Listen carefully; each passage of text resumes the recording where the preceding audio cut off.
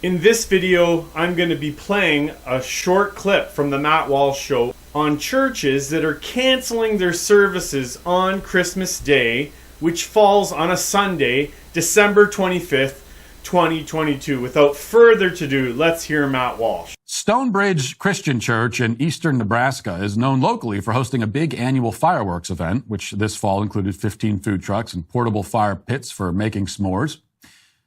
But it's the Christmas season that is our Super Bowl, said the church's executive pastor, Mitch Chitwood. This year, the church's 4 locations in the Omaha area will host 4 Jingle Jam family parties in December and 9 services on Christmas Eve, complete with classic carols, Christmas-themed coffee drinks, and festive photo booth in the lobby. What they will not have is church on Sunday, December 25th. On Christmas Day, Stonebridge will offer a simple community breakfast, but no religious services at all. Chitwood said, "We still believe in the Sunday morning experience, but we have to meet people where they are. And where they are on Christmas Day is usually at home in their pajamas. This year, church leaders are grappling with what may seem like an odd dilemma. Christmas Day falls on a Sunday for the first time since 2016, and that's a problem.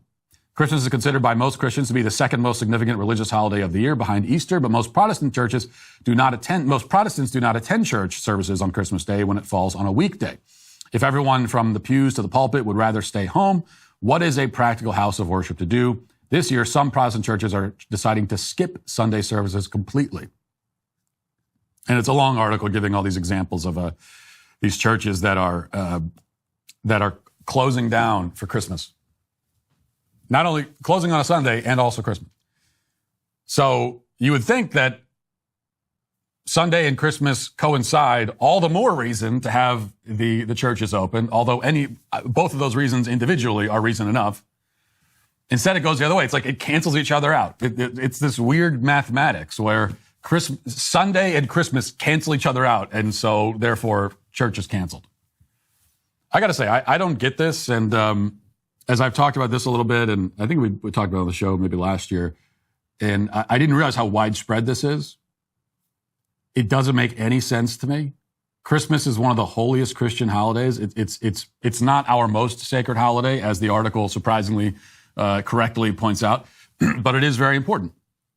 I mean, it's up there, celebrating the birth of Christ, and we have to keep Christ in Christmas. That's what every Christian says. And yet many of these Christians go to churches that close down on Christmas, because that's a good way to keep Christ in Christmas. Close your church. Of course, the justification that we often hear for this, and we also hear this in the article, is that the pastors themselves have families and they want to be with their families on Christmas. All right, yes. And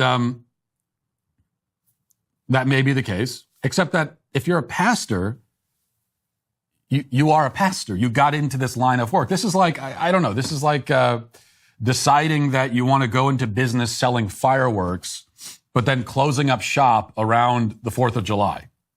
Like, if it's really important to you that you don't have to work on 4th of July weekend, then maybe you should be doing literally anything else in your life besides running a fireworks stand. This is what you're there for. This is it, as it says there in the article. This is your Super Bowl. So if you want to run a church and yet you want to be home on the Christian holidays, well, maybe you shouldn't be running a church. And I'm not saying you have to go to church on Christmas Day. We usually go to church on Christmas Eve, and that's fine. That counts. That's been our tradition in my family. In fact, ever since I was a kid, it's been my favorite church service of the year. My favorite mass of the year has always been Christmas Eve. We really enjoy going on Christmas Eve. That's not the issue. The issue is with literally shutting your church down entirely on Christmas, not even giving the faithful the option of going to church to celebrate Christ's birthday on the actual day. And you have to think about the message that this sends. People wonder why the churches are dying. Well, I mean, if the church is sending the message that their services aren't needed on Christmas, then why are they needed any other time? If it's not important to go to church, if it's not important enough to go to church on one of the most significant Christian holidays, it's so unimportant that you could shut the church down, then I think a lot of people in the public say, well, what do I need you for at all? Why is it ever important to go to church? And what is the message? I mean, the pastor is skipping one of the holiest holidays because he wants to stay in his pajamas on Christmas morning. He wants to eat. He wants to wear his Christmas PJs and eat a late breakfast. And so church isn't all that important in that case on that particular day. Why would anyone take the church seriously? That's the question. All right. I had already read something like this from the Gospel Coalition website called Why Our Church Canceled Christmas Day Services by Fletcher Lang. And you can listen to all the reasons why. To me, it seemed like kind of a bit of an excuse article, but neither here nor there. I just wanted to talk about 5 important things as we think about the Lord's Day service. First, we as Christians are commanded to gather on the Lord's Day. We're called to gather and be with other believers. Some people meet in houses, smaller church. Some people meet in bigger buildings. But you, if you're a believer, you're called and commanded to gather with other believers as a Christian. That is the duty of you as a believer. The church gathered on the first day of the week. We see that in 1 Corinthians 16, verse 1 and 2, in Revelation 1, verse 10, where the people of God gather on Sunday to celebrate the death and the resurrection of Jesus Christ. Number 2, Christmas is like the Super Bowl for the Christian. It's the second most important Christian holiday.